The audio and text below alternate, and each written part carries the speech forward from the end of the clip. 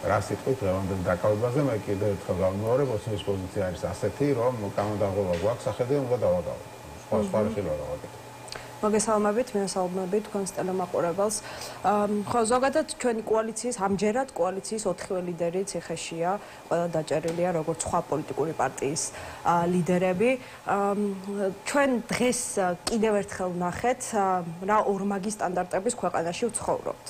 გარდა იმისა, რომ უბრალოდ ნაწერი, რომელიც მარკერით იყო გაკეთებული და არ შეიძლება იმხელა ზიანის ყოფილიყო, რომ ეს სისხლის სამართლის საქმე ყოფილიყო, გარდა ამისა, ჩვენ ყოველწლიურად ყოველ არჩევნებზე თითოეული პარტია ვეჯახებით იმ ფაქტს, რომ ყოველ წელს ჩვენი ოფისები იქნება ეს თუ ბანერები, თუ ნებისმიერი, რაც არის ხოლმე საარჩევნო პლაკატები და ასე შემდეგ, ყოველ წელს არის აოხრებული ხოლმე ქართული ოცნების მხარდამჭერების მხრიდან.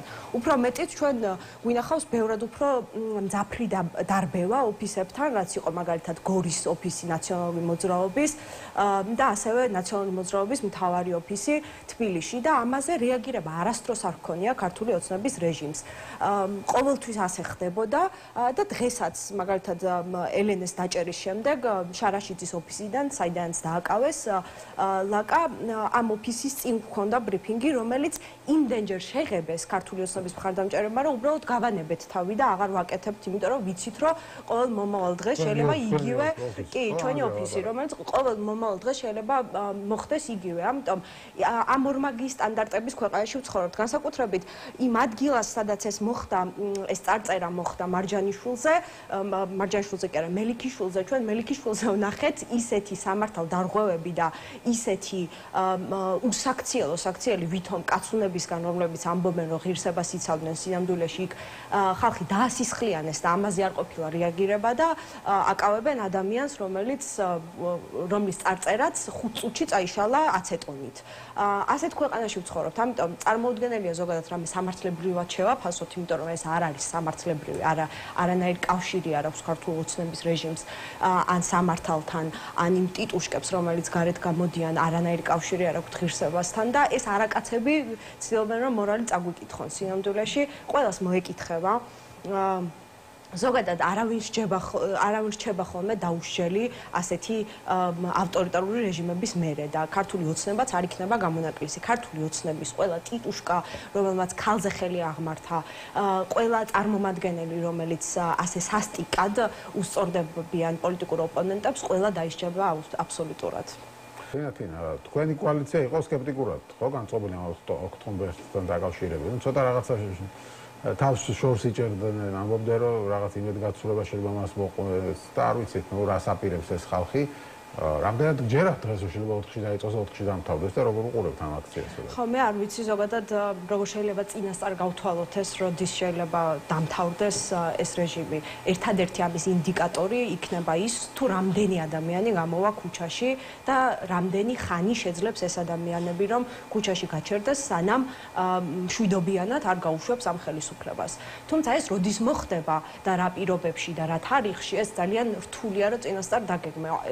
მათ შორის 4-ის მიმართაც სკეპტიკურად არ ვიყავით განწყობილი, უბრალოდ ჩვენ რადგან არ ვართ იმ საორგანიზაციო ნაწილში ჩართული და კონკრეტულად ამ აქციის დაგეგმვაზე არ ვიღებთ პასუხისმგებლობას, შესაბამისად იმაზეც ვერ ავიღებთ პასუხისმგებლობას, რა შეიძლება მოხდეს 4-ში და როდის შეიძლება დამთავრდეს. თუმცა ყველამ ვიცით, რომ არსებობს ერთადერთი ფორმულა ქოცების დამარცხების და ეს ფორმულა არის მხოლოდ ბევრი ადამიანი ქუჩაში. ამის იქით არ არსებობს არანაირი შანსი, როგორც შეიძლება ჩვენ მათ შორის არჩევნები ვცადეთ. 2024 წელი, ჩემი აზრით, იყო ბოლო წელი, როცა ვცადეთ ჩვენ, რომ კონსტიტუციურად, სამართლებრივად, რაღაც წესრიგით მივეღწია ჩვენ მიზანს და გაგვემარჯვებინა. თუმცა, როცა ამასაც მივხვდით, რომ არჩევნებს უკვე აზრი არ აქვს ამ ქვეყანაში და დაკარგულია ეს შანსიც, აქედან გამომდინარე, ვართ უკვე დაახლოებით 1 წელია ქუჩაში და იმ ხალხს, ვინც ქუჩაში დგას 1 წელია, ძალიან კარგად აქვს ისიც გააზრებული, რომ იქნება ეს 4 რიცხვი, 10 რიცხვი, 30 რიცხვი თუ ნებისმიერი რიცხვი, ისინი უნდა იდგნენ ბოლომდე ქუჩაში, სანამ ამ გამარჯვებას არ მიაღწევენ. ამიტომ 4-ის მიმართ მე ძალიან პირიქით პოზიტიურად ვარ განწყობილი, იმიტომ რომ მათ შორის ლევან ხაბეიშვილმა ის მოახერხა, რომ ხალხში დაბრუნდა ისევ ის რწმენა, რომ ჩვენ თუ გავალთ ქუჩაში და ვიქნებით ბევრი, ამით შეგვიძლია რომ რამეს მივაღწიოთ. 28 ნოემბრის მერე ეს რწმენა თითქოს გამქრალი იყო. მათ შორის ქოცებმა იმდენი იქნეს და ისეთი კამპანიები ატარეს, მათ შორის იმდენი ადამიანი დაიჭირეს, იმდენი ტიტუშკა მოგვიგზავნეს, რომ მათ ეგონათ რომ საზოგადოებაში ჩამოყალიბებს ის აზრი, რომ უკვე ეშინიათ ამ გარეთ გამოსვლისაც, მათ შორის აქციისაც. თუმცა ბოლო პერიოდში ვნახეთ, რომ პირიქით იმის მიუხედავად, რომ ყოველ დღე ჩვენ აქციაზე ვერ ვხედავდით ძალიან ბევრ ადამიანს, პირიქით ადამიანებში რაღაცა რწმენა გაჩნდა. მათ შორის ჩემთვის ყველაზე სასიამოვნო ამ ხაბეიშვილის კამპანიიდან ის იყო, რომ საქართველოს დროშა გახდა მთავარი სიმბოლო და ესეც უნდა იყოს. საქართველოს დროშას ვიცავთ ჩვენ და ჩვენი ქვეყნის მომავალს ვიცავთ და ნებისმიერ ქვეყანაში, ნებისმიერ დასავლურ ცივილიზებულ ამერიკა გინდა თქვით თუ ნებისმიერ ქვეყანაში ყველა სახლის წინ დროშა აფრიარებული, იმიტომ რომ ეს არის მთავარი ღირსება ყველა ქვეყნის ისტორიის, კულტურის, ტრადიციების და ასე შემდეგ და ჩვენ უნდა დავიბრუნოთ ეს ღირსება, უნდა ჩამოვირეცხოთ ის სირცხული, რაც არის ქართული ოცნება და დავიბრუნოთ მართლიანი დემოკრატიული ქვეყანა და მათ შორის რეგიონში ახლა ისეთი მდგომარეობაა, რომ ერთადერთი ქვეყანა დავრჩით ჩვენ რეგიონში, რომელიც რუსეთის გავლენის ქვეშ არის. და ამასაც უნდა დავაღწიოთ თავი.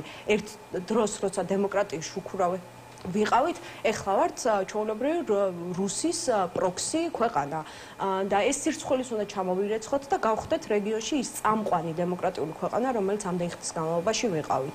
4 ძალიან მნიშვნელოვანია, 4-ის მერეც იქნება აქციები და ესეც ძალიან მნიშვნელოვანია და იქამდე ვიდგებით, სანამ არ დავინახავთ, რომ ახლა ორგანიზატორი ამბობენ 4-ში დაიწყო, 4-ში დამთავრდება და ამაზე იყო აღაშა შენ ჯერა რომ 4-ში დამთავრდება და ფიქრობ თუ არა რომ ასეთი განცხადება ამ განცხადებამ შეიძლება დააზიანოს მერე პროცესები, ხო, რასაც ხვდების ახლა აგერ თინაც ამბობდა, რომ ხა წინასწარ რევოლუციის თარიღი როგორ შეიძლება გამოვიდა, ან ხელისუფლების დასრულების თარიღი როგორ შეიძლება განსაზღვრო. ეხლავე გეტყვით.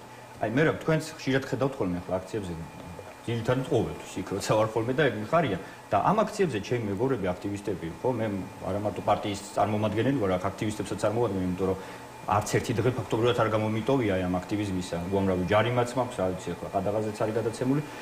ამ ხალხისგან, აი, დარწმუნებული რომ თქვენს მოგისმენიათ ესეთი ფრაზა, ხო, აი, როდემდე უნდა ვისეირნოთ, მარშები როდემდე ვატაროთ, ხო, ვიღაცა როდის აიღებს პასუხისგებლობას, პოლიტიკოსები რატო არიღებენ პასუხისგებლობას, ხო?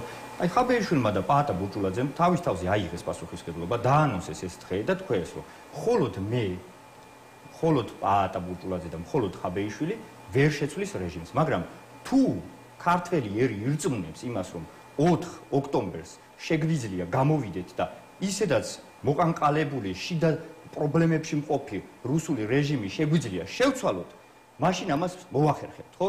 აი 2012 წლიდან გასული არის 13 წელი, ხო ასეა? ამხელა პრობლემა ქართულ ოცნებას, შიდა პრობლემა, რაც დღეს აქვს, არასდროს არ ქონია. აი თქვენ გახსოვთ ოდესმე, რომ ქართული ოცნება ყოფილიყოს ესეთი სუსტი, დაეჭიროს საკუთარი მინისტრები, ქონოდეს ამხელა შიდა დაპირისპირება, არასდროს. ეხლა ეს არის გამოსაყენებელი მომენტი. არიან ძალიან ძიმე მდგომარეობაში. ეს უნდა შეიგნოს ყველა პატრიოტმა ადამიანმა, უნდა გამოვიდეთ გარეთ და ერთხელ და სამუდამოდ უნდა ვასრულოთ ეს რუსული რეჟიმი. ეხლა ყველაზე კარგი მომენტია ამისი და მე ღრმად ვარ დარწმუნებული, რომ 4-ში რო გამოვა ხალხი და ხალხის რაოდენობა მართლა ძალიან მნიშვნელოვანია და არა მხოლოდ რაოდენობა, განწყობა ძალიან მნიშვნელოვანია. ძალიან დეკემბერიანობაში. კი ბატონო, ეხლა ჩვენი წილი პასუხისგებლობა უნდა ავიღოთ. ბოლოს და ბოლოს ჩვენ გადავწყვეთ ამ ქვეყნის მომავალს თუ რუსი ივანიშვილი და მისი აი ეს ნარჩენები უკვე ფაქტობრივად ნარჩენებია იქ ერთიანი გუნდი აღარ წყავთ, ხო? ეს არის ჩვენზე დამოკიდებული, ხო? მივცემთ რუს ბიძინას და მის რუსულ რეჟიმს ამ ქვეყნის მომავლის გადაწყვეტის უფლებას, მაშინ ეს ქვეყანა გახდება რუსეთის ნაწილი, რუსეთის რაღაცა საფეოდალო, რაღაც გუბერნია. არ მივცემთ და ავიღებთ ჩვენ თავზე პასუხისგებლობას, ვიბრძოლეთ ბოლომდე, მივაწვევით ბოლომდე, გავიმარჯვებთ და დავბრუნდებით დასავლური განვითარების გზაზე. აი ეს არის მარტივია. ხო, ну კი ბატონო, ასე მარტივად ხედავ ამ მომენტს. ზოგადად ეხლა თქვენ ახსენეთ, რომ ბევრი იყო ხალხი ნოემბერ-დეკემბრის დროსაც, კი, ძალიან ბევრი ხალხი იყო მაშინაც, მაგრამ საბოლოო ჯამში რაღაც საერთო ხედვა, რას ვაკეთებდით მაშინ, ეს არ იყო. ჩვენ ყველა გაბრაზებულები ვიყავით და გაბრაზებული ხალხი ვიდექით იქ და არა კონკრეტული მოთხოვნით. მათ შორის მერე გაჩნდა ის მოთხოვნა, რომ ახალი და სამართლიანი არჩევნები გვინდა და მერე გაჩნდა უკვე პოლიტიკურ პატიმრების ხელისუფლების გამოშვებაც. Რაღაც საერთო მიზანი არ გქონია ამ აქციას, გარდა იმისა, რომ ყველა გავბრაზდით იმაზე, რომ შეგვიჩერდა ევროპასთან ინტეგრაცია. მაგრამ ჩვენ გვახსოვს ასევე არარუსულ კანონს პირველი აქციები, როცა მოუწია ქართული ოცნების რეჟიმს, რომ დაეხია უკან და გაეწვია კანონი უკან.